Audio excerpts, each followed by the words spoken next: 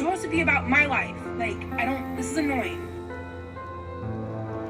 I need to recenter myself. I just wish that all of these people who are giving these victims the respect that they deserve. I'm here to heal.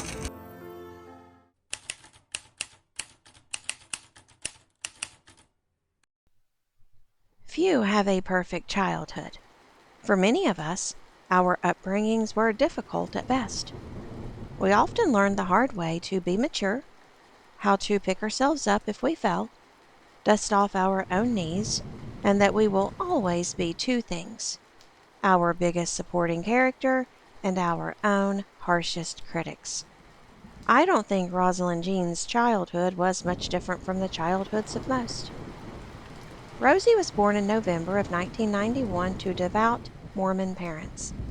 Both her mother and father worked numerous jobs, with her dad being a veteran of the U.S. military, where he gained extensive medical knowledge working as a paramedic. Her mother, Tammy, was a skilled baker, but worked in other areas, including working nights as a gas station attendant, where her father also worked. Her parents had 3 children in total, with Rosie having 1 younger brother and 1 older sister. Being raised alongside a brother with special needs proved extremely difficult for Rosie. Because I've been really struggling with my insomnia. I've touched on it lightly that I've been dealing with some hypomania because I have what's called MDD, major depressive disorder, which is also known as unipolar, which can include for some people something called mixed episodes, which includes hypomania. And hypomania is a lesser form of mania, which is more associated with bipolar disorder. I was diagnosed when I went to the mental hospitals here in Florida, like 2023, when I met a psychiatrist who really changed my life. He was amazing. He referred me to another great psychiatrist, who was the person who referred me to the psychologist. All 3 of them confirmed my MDD/PDD, which is persistent depressive disorder, which is essentially the same disorder, but longer term. My ADHD, my PTSD/CPTSD, which isn't an official diagnostic criteria if you're familiar with the DSM-5, and I think something else that I don't fairly remember. It might have been something like GAT, which is generalized anxiety disorder, which I don't like. I see that as under my PTSD umbrella personally, but whatever.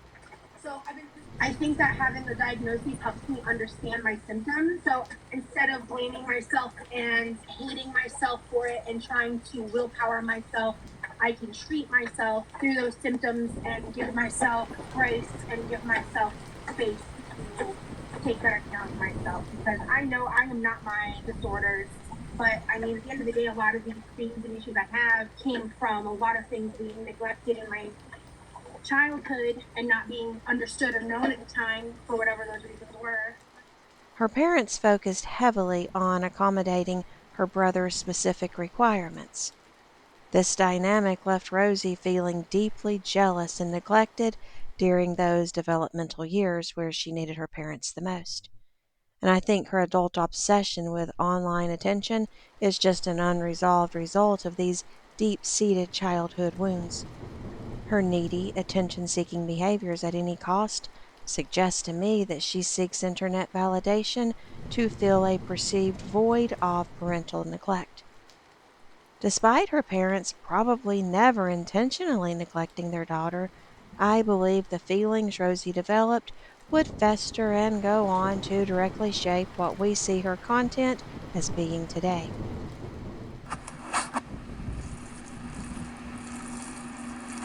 It's just rice with some butter. Wet, but like the good kind of wet. Even her adult pursuit of an autism diagnosis stems from a childhood desire to prove or present herself as though she also required extra care and accommodations growing up, but felt that she was ignored instead. Her relationship with her parents would remain strained for years, in part due to the friction and wars caused within the home when the parents put Rosie on multiple diets and health journeys aimed at helping her decrease her weight. But Rosie would later accuse her parents of being especially unfair to her or of punishing her when she had not done anything wrong. Even confronting her mother during a live stream where her mother could not remember an event that had occurred decades ago in which Rosie was punished, and Rosie admitted that the punishment was for lying. Her mother said that Rosie was great at lying, and she often could not tell if Rosie was being honest or not because Rosie could lie so convincingly. But she then interjected and said, "But Mom, you punished me a lot when I wasn't even lying."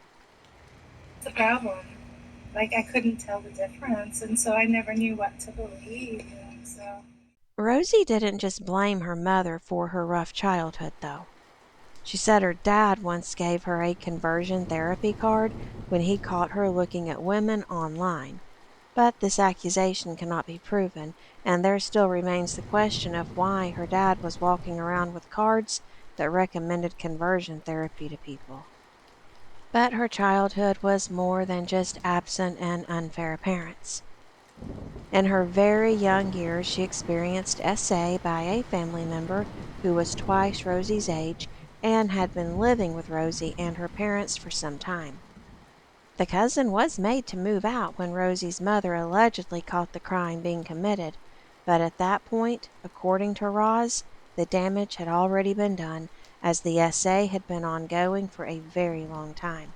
A constant failure and being Mormon and feeling like that because of what my cousin had done to me, that I was somehow less pure, that I was no longer innocent, that I was of the devil, that there was evil in me. Like these narratives that I formed in my head because I was too scared to talk about what had happened. And being like 14 and being interviewed by the bishop and being asked really inappropriate questions about my chastity and having to like, am I lying to him? Because it's not like I chose to do anything sexual in any nature, but they had been done to me. Rosie's school years would also be turbulent. She faced bullying and fat shaming as her weight continued to skyrocket.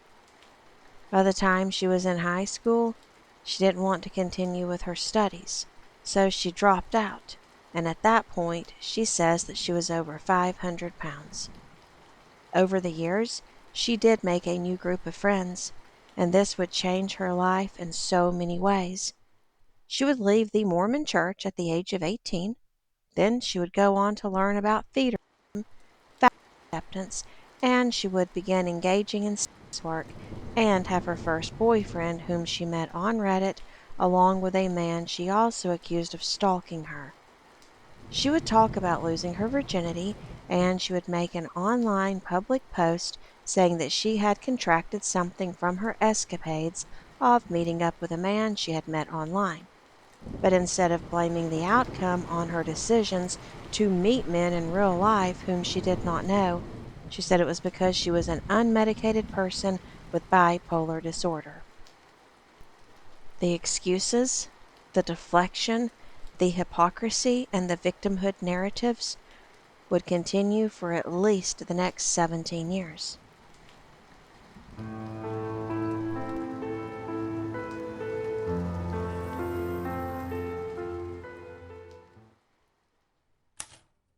Wait, people actually like fat people.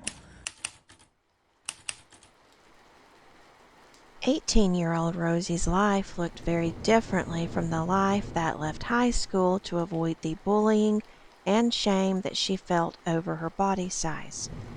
The digital landscape and online presence of various groups normalizing what had been taboo had facilitated the rise of highly specific subcultures, creating spaces where one's identity or bodily autonomy and even alternative sexualities would intersect and be not only interesting but applauded and alluring. Among those various niches was fetishism, which ultimately is basically a kink centered around the act of feeding, being fed, and intentional gain for the pleasure of the participants. For Rosie at 18, her introduction into online communities like fat acceptance and fetishism began within the rise of these alternative subcultures. Within the forums and groups ranging from Reddit to Chatterbait, Rosee began to meet people whom she found herself fitting in with for the first time in her life. And quickly, for those who may not know what Chatterbait is, it's a social media platform for businesses and people where the goal is to be matched with others who share your specific interests. So it focuses on connecting like minded people. During Rosie's time meeting others who celebrated and fetishized her body, where she was the ideal body shape and size, she started to develop what she mistook as self-worth and self-love. She always craved attention because she felt unseen and unheard in her youth other than the bullying that echoed. So these niche acceptance communities that she became heavily involved with made her feel like she had found her place in life. But Rosie's self-worth had actually not changed, because self-worth comes from within. It doesn't develop from external validation. It's independent of fetish content or people gawking in admiration of what you thought was a deformity.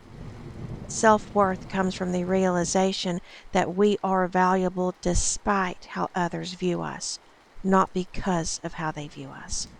But Rosie's confidence had increased. She had online boyfriends and so many people interested in her because she was super morbidly obese. They fetishized her, and she says grew into feeder. However, her trajectory ultimately led to a public departure from the kink, transitioning into what Rosee would call advocacy for fat acceptance and body liberation. But fast forward today, she is still questioned on whether or not she ever truly left that community, because her channel is based on content widely acknowledged as being feed content, including but not limited to her eating massive amounts of food on camera, making questionable noises while eating, and showing excitement over large meals while also immediately complaining about her health or being extremely tired and needing to lay down after eating so much. Of course, Rosee claims that she is not still part of that niche. But regardless of her place within any fetishized community, Rosie's story, in a sense, highlights the complex realities of online, highly fetishized work, which relies heavily on the vulnerability of marginalized bodies and the distinct boundary between what classifies as fetishization and what is one's own liberation or true body acceptance. Let's quickly look at what feederism is and how it can manifest. Feederism is just a niche. It's a fetish where a feeder feeds a feedee, and they both experience sexual gratification in the process of feeding and watching the feedee's body expand. And the feedee is pleasured by being fed, gaining weight, being taken care of and catered to, and receiving attention that they want. Although this niche can be consensual on both sides, there can also be power dynamics at play, because the feeder exercises extreme intense control over what the feedee consumes and how much is consumed in many cases. And in doing so, some would argue that even the body shape and degree of mobility is controlled or determined by the feeder. Because this subculture is fetishized, it's often a progressive niche that leads to online sex work, which Rosee speaks about in a podcast called We're All Insane. One time I logged in and I said my ASL, because again, like 2010, and like I got like 80 DMs in the span of, I'm not kidding, like 2 seconds, and it crashed my computer. I was like, what is this world? And so I ended up losing my virginity and like kissed and everything in one go, which is like, yeah, I wish I could have been smarter about that, but I don't know why, I got a bug up my ass that I needed to do it. And so was it like just somebody random you met yeah, online? well, it really sucks because he was like 10 years older. I didn't know what the word BBW meant, the phrase meant at the time. And I was 18, and I get into the chat room, and I'm like, what does BBW mean? Because I couldn't figure it out. Like, all the other channels had made sense to me. And they said big, beautiful woman. And so my 18-year-old, like almost 400-pound, if not 400-pound response was, wait, people actually like fat people, which is the saddest thing ever. Like so many who become involved, Rosie's entry was heavily influenced by her own long-standing personal vulnerabilities, including the extensive childhood trauma she spoke about within that same podcast. Her mental health struggles and a complicated relationship with her parents and food from a very early age highly contributed to her seeking out a group that would accept her. It's important to note that Rosee has declared her introduction into the community as only being a result of vulnerable aspects of her life being leveraged by people who had the goal of drawing her into the subculture and then into online work, where she was paid to consume large quantities of food and actively alter her physical frame. But she also garnered attention, and Rosee loves attention. I like attention.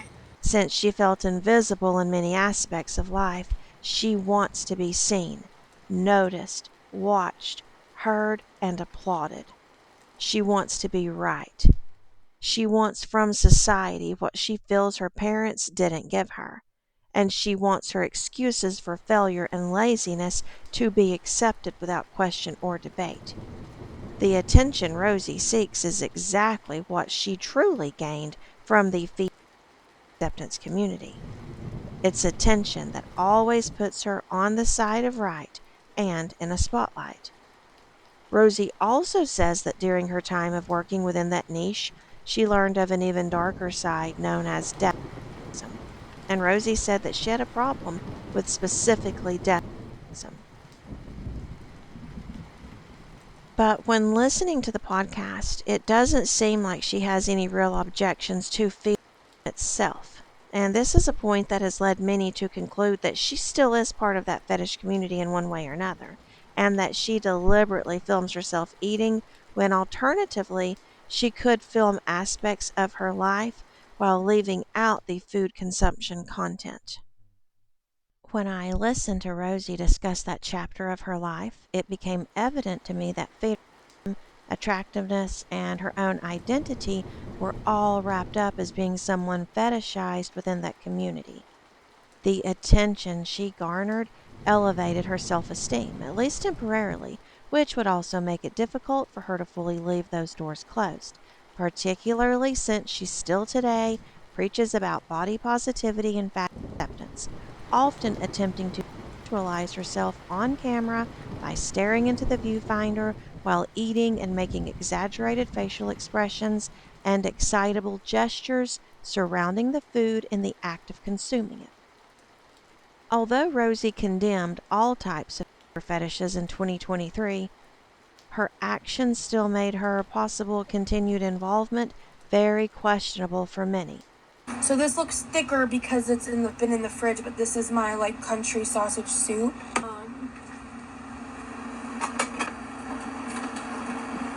Even if I'm not like super hungry right now, I am gonna eat. Even if I'm not like super hungry right now, I am gonna eat.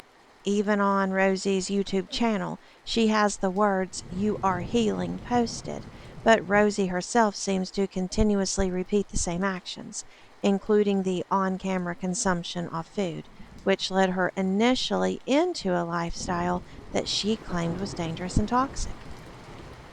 Rosee frames herself as someone advocating for acceptance of super morbidly obese bodies. But is she really? Or is she just advocating for the attention she wants? I believe her medical conditions, either being caused by or contributing to because of her consumption of meals on camera and the constant discussions around her mobility issues, blurs the lines of what her truest intentions are. Some might say that Rosee is simply trying to exist as a super morbidly obese woman with a platform, while others would say she is addicted to attention as much as she is addicted to food, and she combines the two to draw the interest of those within the subculture she has claimed to have left behind. What is Rosie's true end goal, and has she shown us already through her multiple insertions into discussions focused on the community?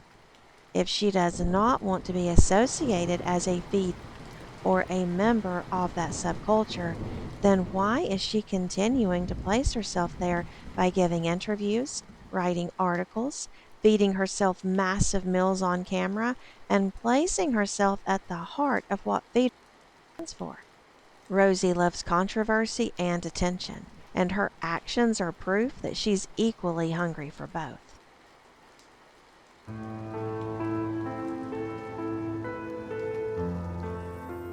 Second person who got a warranty for this chair.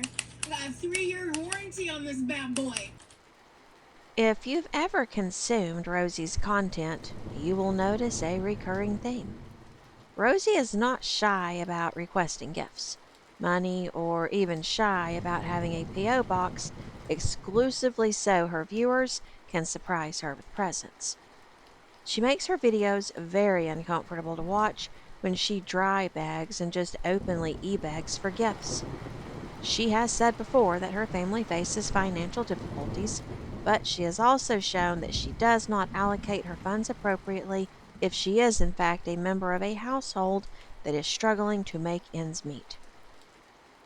This topic could easily go down the rabbit hole into discussions about their physical home, the grandparent who left them the home, and more specifically, the alleged claim that the house Rosee occupies was left to her brother Levi as his inheritance. But Levi sold or transferred the home to his parents' name, and Rosee chooses to live there. The home is occupied by Rosee and her brother full time, and the parents part time when they aren't in Norway for her father's job. But getting back on track, the household contains 4 able bodied adults, and Levi does have a full time job. So one might surmise that all 4 contribute to the best of their abilities to provide for the home and all those within it. Well, that doesn't appear to be the case because despite Rosee making numerous claims that she is poor or that her family cannot afford basic necessities like medication for Rosie's diabetes or even health insurance, Rosee will spend money frivolously on items that are, well, junk. She buys perfumes, makeup, clothing hauls, fake nails, and an egregious amount of food, just to name a few. But all this buying power takes place when supposedly the family is on the verge of losing their home. I've watched too many of Rosie's live streams at this point, and I've determined that no one is really angry that she asks for items, not even the haters. What makes people angry is the greed and the selfishness of the junk that she wants, instead of requesting necessary supplies that could actually benefit the members of her family. For example, Rosee could ask for help in raising the funds for her metformin that she says she needs to control her diabetes. I was like, I heard my name. What are y'all saying? And then the nurse was like, oh, we were just taking care of the diabetic. So, and I was like, oh, well, I'm on metformin. I manage. While she actively searches her local area's resources that may be able to help her apply or qualify for assistance in attaining her needed medications. She could also request walking shoes or other items that could help jumpstart a health era so that in time she may not even need the metformin anymore. And even if she did, if she got into better shape and improved her mobility, she could give more to her household by being able to physically help without excusing her laziness as being a pain-related disability. It is a simple fact that anyone weighing 500 or 600 pounds is going to experience extreme pain due to their weight, independent of any health problems that their weight is compounding. If Rosee insists on asking her viewers for help in one video, she needs to ask for true help in getting items her family cannot afford. But instead, Rosee asks for crystals, an iPad, a kitchen chair on wheels so she can roll from the stove to the refrigerator. She has requested a new computer, clothing, jewelry, food, and even cash from her audience. Then she hops into her next video and throws a pity party because her family is struggling financially. I kind of alluded to this in one of my previous vlogs, and my mom recently informed me that she was comfortable with me talking about this kind of stuff. I'll start with this much. I just don't want to accidentally put too much. I can always add more if I need it. But yeah, as I was saying, the reason I can't move is because my mom was unjustly let go. Florida's an at-will state, and it's a long story, but things have changed around here, so I'm gonna stay to kind of help out around, the finances and everything. But that's why my plans have shifted. I just didn't want to go talking about my mom's business. Rosie's greed is stronger than the care she shows for her family's needs, and her grift seems to be stronger than any moral compass she has previously pretended to possess. She lives for the grift, making gift giving a top priority and theme of her channel, even creating content explicitly centered around junk that she wants others to buy her. She has an entire wish list on Amazon where she will dry and e-beg for someone to purchase those things for her. Oh, the name of the title. I was trying to, what do I need to talk about? So I just made a community tab post as well as an Instagram story about it. Hello, Blonde. So yes, I have a P.O. box. Someone reached out to me. Actually, I was in the pool live, and she wanted to send me something, and I didn't ask. She just offered to help pay for a P.O. box. And I was like, that's incredible, because the byproduct of that is now I can also relaunch my Amazon wish list, which I've updated my link tree. Incredible, because the byproduct of that is now I can also relaunch my Amazon wish list. Directly said these words to me, but she was just like, without your financial help, we'd have to sell the house. Rosie has cemented herself as someone who manipulates to get what she wants. Her lying has been well established since she was very young, but her manipulative personality has been as well. She claims to stand for equality and inclusion for all body types as an example, but the reality is she just wants to eat herself into immobility and not face criticisms for it. It's the same way she pretends to care about people, service workers, and the economy, but she will attempt to waste her viewers' hard-earned money on junk and greedy trash, instead of recognizing the value and potential sacrifice her dedicated members make in order to give her the things that she dupes them into believing she needs. Rosie is a grifter. She tries to use charm in between her bouts of anger and cynicism to build a rapport with those she thinks will throw money at her. Then she sympathy baits to get what she wants. She complains about her hands hurting, her legs hurting, her back hurting. She talks about tummy time, where she must lay around in bed and eat while she's on camera. She is lazy, and the only thing she wants from her viewers is their money. Even where her members-only live streams are involved, Rosie has made it very clear that although you pay for exclusive content, you will get what you will get, and you'll get it when she decides you're going to get it. But don't worry because you're not getting the streams you paid for. You'll almost certainly catch Rosie with her hands out, coming to a video near you.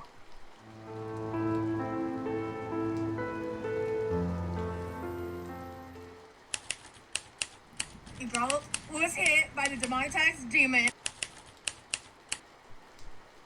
Let's start with the primary setting, the bed. Rosie's pre-demonetization mukbangs often took place during what she called tummy time on her bed, and she wasn't afraid to take it to shocking extremes. We are talking full-on, multi-course, messy, fast food and home-cooked meals. No plates, no napkins. It was just straight chaos on the comforter. It was less of a relaxing eat with me video and more of an extreme sport. She would actually wear herself out eating. Her eating style was unapologetic, and it crossed into being genuinely difficult to watch for a lot of people. In true Roz style, there was zero editing out of the heavy breathing or messy eating habits. There is a large community on Reddit and YouTube that tracks her cooking tutorials and lifestyle choices. And believe it or not, there are some people who claim to watch her just for her cooking tutorials. Critics argue, though, that using mukbangs to cope with deep emotional distress creates a very toxic and very dangerous cycle, both for Rosie's health and for the health of her audience. Rosee does not show concern or consideration of how promoting her issues with food are affecting others, though. She even admits that children, some even as young as 11 years old, watch her videos, but that doesn't change anything with her despite knowing that impressionable youth are learning bad habits and dangerous coping skills. Take it to your therapist, I guess.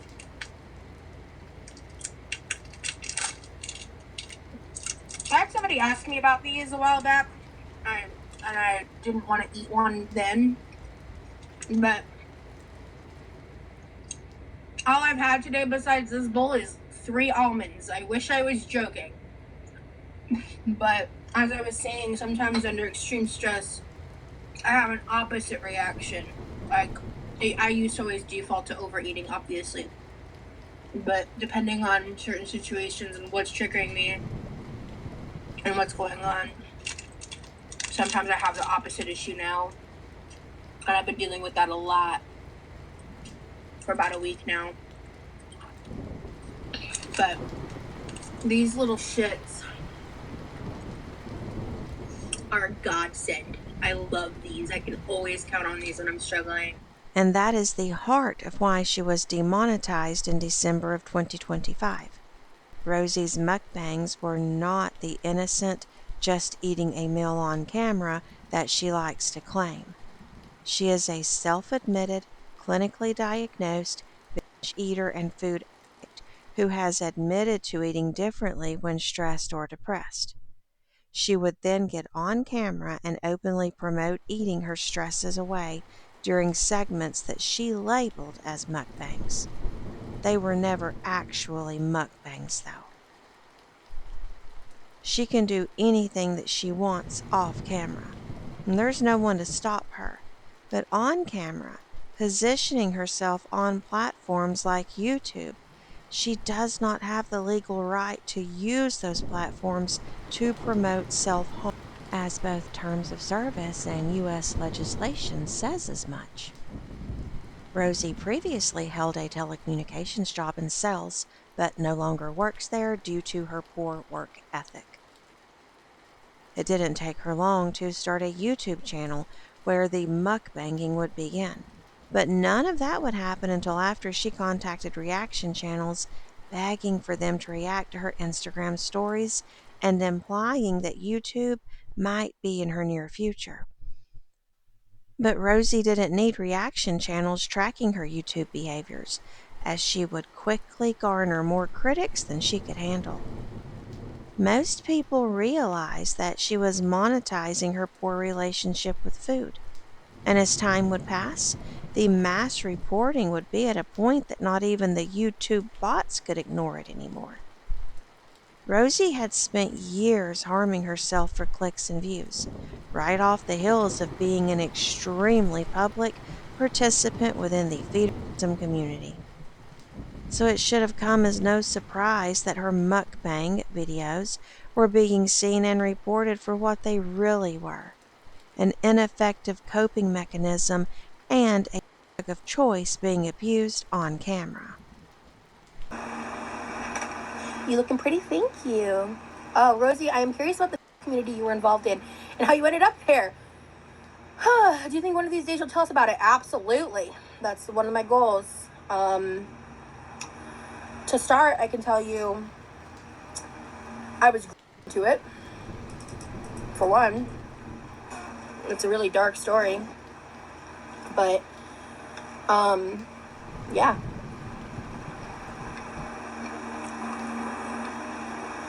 I'm debating about going in depth about it right now because I'm eating. Yeah, I think I'll wait. But also, I think I'm going to take the time to, like, write things out. Hey, Riley. and like make sure I got my timeline right, because my memory is super faulty. I have short-term memory issues. I'm much more of a free spirit, Mega Luzin. Did you have an evil bishop too? That's an interesting way of wording that. I totally get what you mean. I've seen all the stories on the ex-Mormon subreddits. But honestly, I feel like most of the men that led in my ward specifically were I eat on camera. I'm not gonna be doing like mukbangs and shit. I'm eating green beans and cauliflower rice, my guy. But I did have a really uncomfortable experience being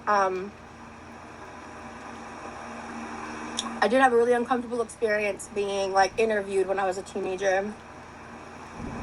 Mormonism is very similar to Freemasonry. I don't know much about Freemasonry, so Masonry. I think I saw some documentaries and stuff. Do you have any pets? No, I haven't had any since mine passed away. It's been many years. A huge sexist cult. Your bird's not mine. But yeah, I mean, no, I've spoken out about, mukbanging and stuff, so I understand the sentiment of that comment, Michael. That's why, I mean, I'm not necessarily trying to mute him unless he were to press it, right? But I'm eating green beans and cauliflower rice. Bottom line is, feeders don't, to that, so, period. When she lost monetization, she went back to e-begging on various platforms, feeling entitled to her viewers' money. And on those other platforms, she was regularly making content for pay, but often collecting the money and not delivering on the product that she had promised her audience. It seemed apparent that Rosie's work ethic had not improved, but her excuses had become more dramatic and the pity parties were more frequent. Rosie would of course deny breaking any rules that she felt should have led to the loss of her ability to earn on YouTube's platform, but she also claimed that she would not be eating on camera if she regained her monetary privileges, and that was a lie. Now let's fast forward to early 2026 when Rosie regained her YouTube monetization. Everything that Roz should have learned was nowhere to be found. Within the past 4 months since she has been earning again, there have been the shopping sprees, Amazon wish list begging, grifting, and even travel vlogs, including her Las Vegas mukbang trip. And although months have passed since that trip, it is still a legendary topic on community channels. Somebody who was in a hotel by themselves, and she was like, this is my sleeping bed and this is my eating bed, and like low-key that's what's gonna happen here. It's bacon on top, deep fried egg white with a deviled egg mix and paprika on top. So I want to get the bacon in the bite. Let me try it.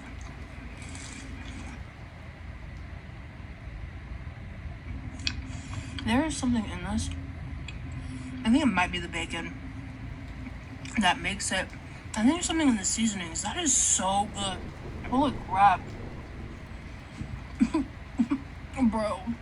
What the fuck? That's one of the best things I've ever eaten. What is happening? Excuse the angle. I'm exhausted. I don't care.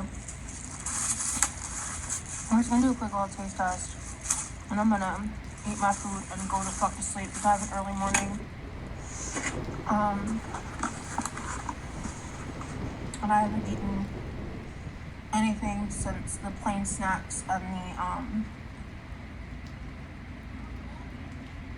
the double stack that I had. Because instead of exploring the city with so much excitement to offer, the vast majority of the trip was spent inside of a hotel room ordering offensive amounts of takeout and filming the exact same content that Rosie films at home.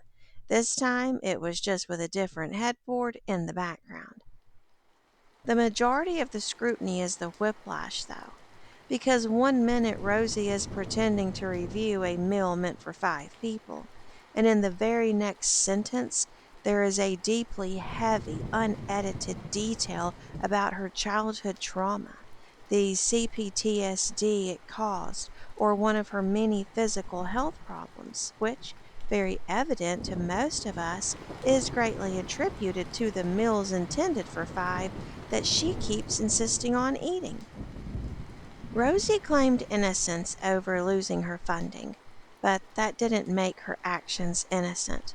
It did, however, make her very bitter. The reality is that Rosie's demonetization over the mukbang videos followed a sweeping of YouTube and other social media crackdowns, which targeted creators who showcased extreme forms of disordered eating. Rosie, among some others, believed, or at least implied, that fat phobia was the real culprit at play for the loss of their monetary earnings, saying that thin people created mukbang videos but did not receive the same punishment. My response, which will hopefully help Rosie and others understand why they were the ones affected and the other people weren't, is very simple. Whether the creators were thin, medium sized, large, or even obese, the ones who were not impacted were the ones who were not getting on camera and discussing childhood essay while crying over a 3,000 calorie bitch fest that was followed up by audience criticism and then doubled down on by the creator, saying that it is part of their disability. Because that's what Rosie did. She said that she was clinically diagnosed with binge eating and addiction, and that is why she did it. That is why Rosie lost her monetization. All of the creators that I'm aware of who lost monetization over eating on camera, the mukbangs as they like to call them, were the creators who discussed personal food addictions and how they used food to cope with traumas. Rosie doesn't like the truth, though. Truth holds her accountable, and she will have none of that. She has not lived a life of learning or even slowly evolving. Rosie's life has been as stagnant as the pool water she bathes in, allegedly, and there are no signs of growth in her future. While YouTube's terms of service enforcement actions can sometimes be vague and can absolutely be unfair at times as well, often with commentary to behaviors being more heavily censored and punishable than the dangerous behaviors themselves, the platform's policy shift did aim heavily at creators whose content was focused on extreme eating habits because of the legislation that had been passed, and what Rosie and some others were doing was flagged under the guidelines regarding disordered eating and self harm. The policy enforcement completely cut off Rosie's primary revenue streams on YouTube, and that sent Rosie into a spiral. She did continue making content while she was demonetized, but the majority of it was focused on cleaning, organizing, applying stickers to her laptop, and even just basic vlogging style videos. She had also lost her AdSense revenue.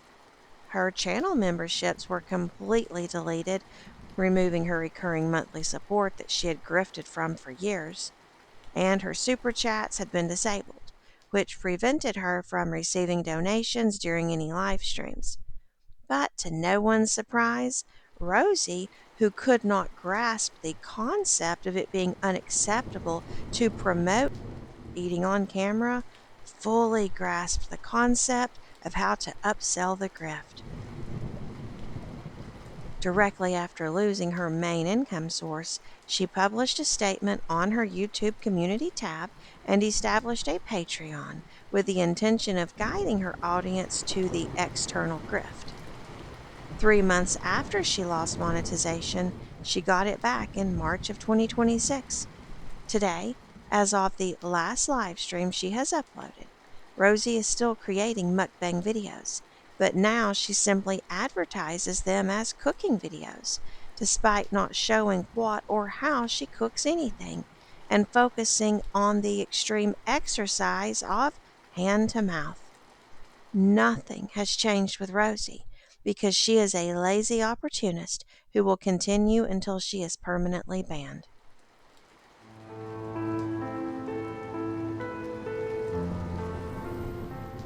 But I don't want to be like super demanding or whatever, you know? True love.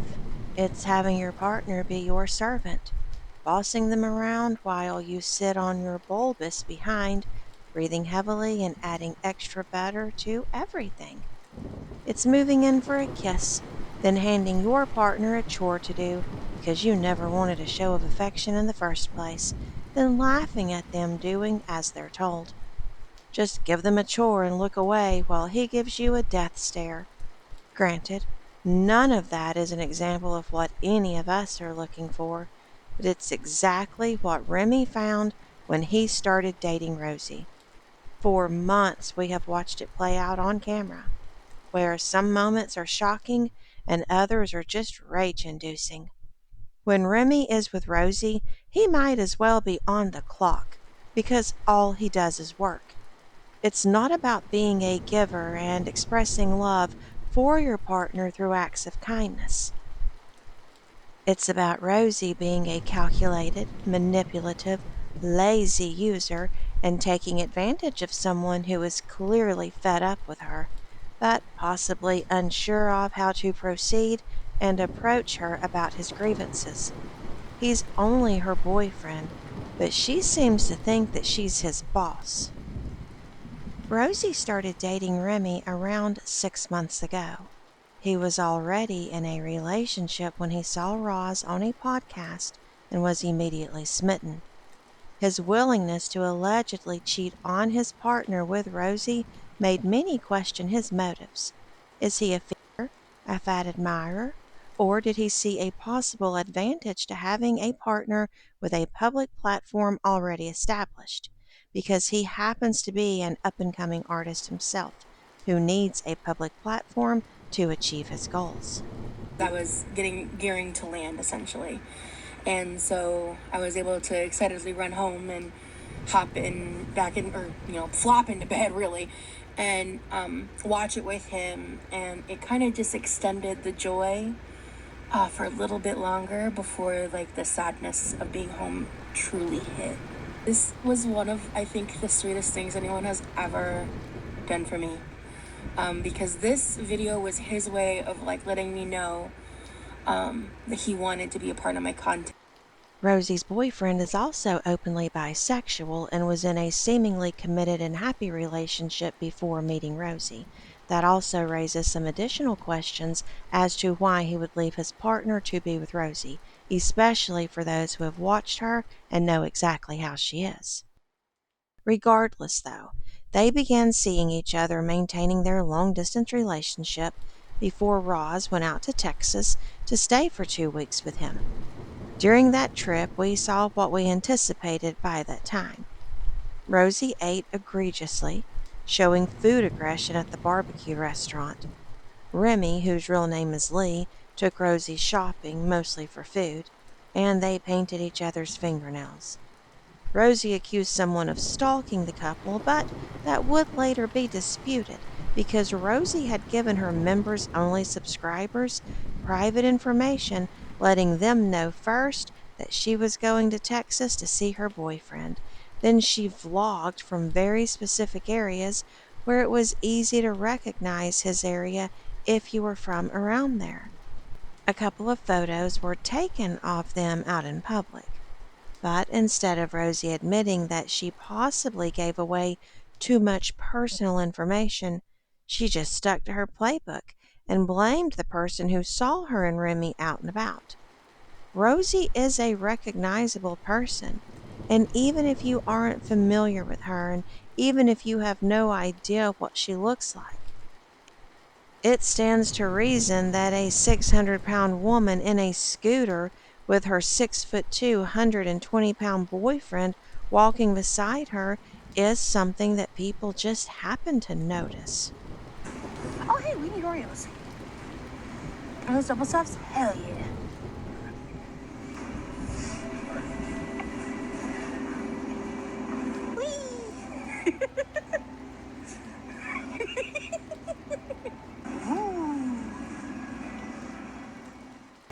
So there's this clearance section. I love clearance. What is in here? Ooh. Perfect.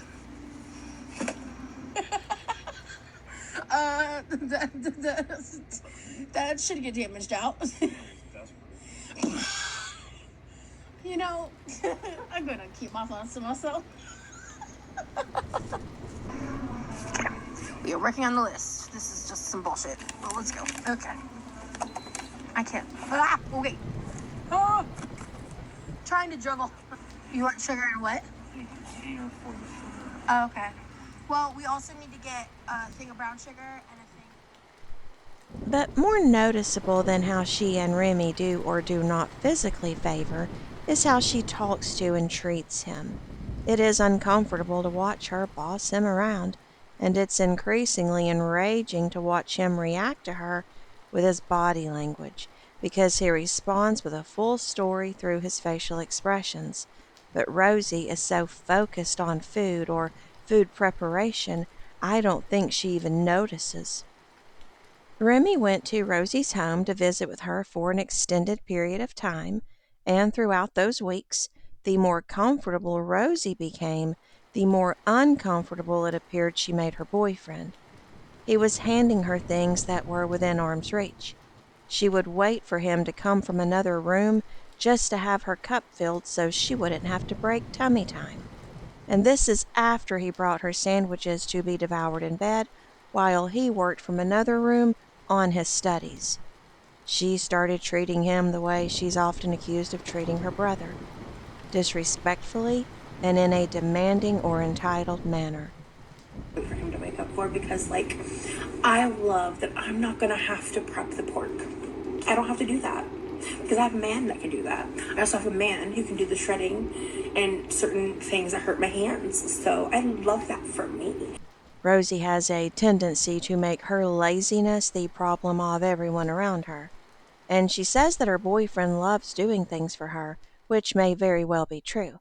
But when someone prefers to show love through action, it's usually actions they choose to take to honor you, not actions you force them to do like your butler or personal assistant.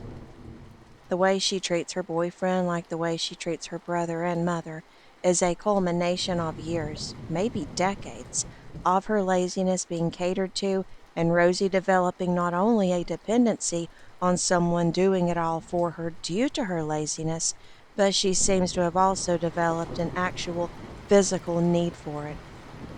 She struggles to move now, including struggling to catch her breath while riding in a scooter. It's a cycle that isn't going to end well. The more people do, so she doesn't have to, the harder she struggles to breathe, the less she stands up, and then the more immobile she becomes. It's unlikely that this relationship will last unless Remy has a humiliation kink and enjoys being demeaned by Roz, but the looks on his face do tell a different story.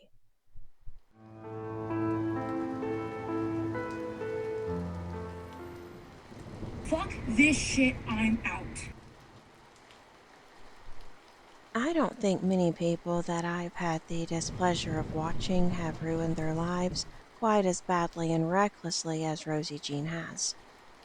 She has spent her entire life ensuring that every horrible habit is blamed on a diagnosis, whether she has formally been diagnosed or not, or that every ache and pain is blamed on a disability, whether she has that disability or not. And probably her biggest downfall is that she's lived 3.5 decades insisting that every failure is blamed on anything that exists externally. The few times Rosalind does admit that something went terribly wrong, that she made terrible choices, it's still never her own doing. When she met a man online and had relations with him, she said it was because she was bipolar, but then later admitted that she is actually not bipolar. So then, the escapades, no longer being able to be blamed on bipolar disorder, were conveniently blamed on. But as luck would always have it, we never really get to hear the full other side of Rosie's tall tales. We mostly only get the side that comes from the mouth of a woman that lies so much her own mother has said she couldn't be believed. From a young child, she developed a strong sense of resentment toward her parents, and as a teen, she hated the world for noticing what she had done to herself, that she didn't fit within the definition of what was considered normal or socially viewed as acceptable at that time, and this was both her physical appearance and her attitude. So instead of looking at what she could do to normalize her life and her health, by taking things more seriously and realizing that trauma can be life altering, especially in those stages leading up to healing, but it's never supposed to be life ending. Rosie never realized that though, because that's not easy and it leads to only two possibilities: change or defeat. She would at least find the love of her life in the form of a community that promoted her unhealthy choices and paid to watch her slowly work toward killing herself. She wants us to believe that she was forced into this by manipulation. But I don't think it was manipulation when she gladly cashed their checks or accepted their Venmos. In my opinion, it was Rosie taking the fast and easy street to excusing her active by saying that she was making a living off of it. She thinks being criticized for lying and laziness is harassment, but being applauded for failing is somehow a validation in her eyes. She mistreats everyone, including her family, her audience, and her boyfriend. She burns bridges because she only sees fault in others and never in herself. She must be well over 600 pounds now. She struggles to breathe even while sitting, has diabetes that she doesn't treat, but she does treat herself to ice cream and caramel sauce eaten out of a huge bowl with a large spoon instead. She plays roulette with her life on camera daily. She monetizes self-harm. She monetizes the mistreatment of others. She lashes out in rage because she's not being allowed to excuse her food addiction by claiming that she has some made up or undiagnosed or misunderstood health issue, because commentary and reaction channels are calling her out on her lies, and she hates it. Rosie is accountable for herself, whether she takes accountability or not, though, because the ultimate consequence is quickly headed her way, and if she doesn't do something soon, she won't be able to argue external blame and factors beyond her control at that point. She is a terrible human who had some difficult times in her life, as we all have. But instead of seeking out healing, she sought out attention and popularity by trying to be the biggest new visitor in the pastures of Girl World. We've watched as she's been allowed to eat herself nearly to death within her active addiction, which is one reason I believe she is well into her final act. Ultimately, though, it's her resentment for her upbringing that has caused her to be what she has become. She is resentful that she never received what she needed or wanted from her mother. So she has worked overtime at farming for diagnoses that can be blamed on trauma or neglect, so she can weaponize her own failures as her mother's doing. Rosie is wretched and unredeemable in my opinion. I'll give her a point for not harming animals, but that doesn't mean her harm of people is somehow justified or allowed either. One day, when this chapter does inevitably come to an end, as all chapters do, I suspect we will be saying about Rosie what she and her mother had said, that she was a liar who couldn't be believed, and that she would do anything for attention. That is how Rosie chose to be known during her life, and I believe that is how she will be remembered after her final act has been played. I'm traumatized, I'm mentally ill, and I have a lot of fucking problems. I like attention. I didn't get enough as a child. Sue me.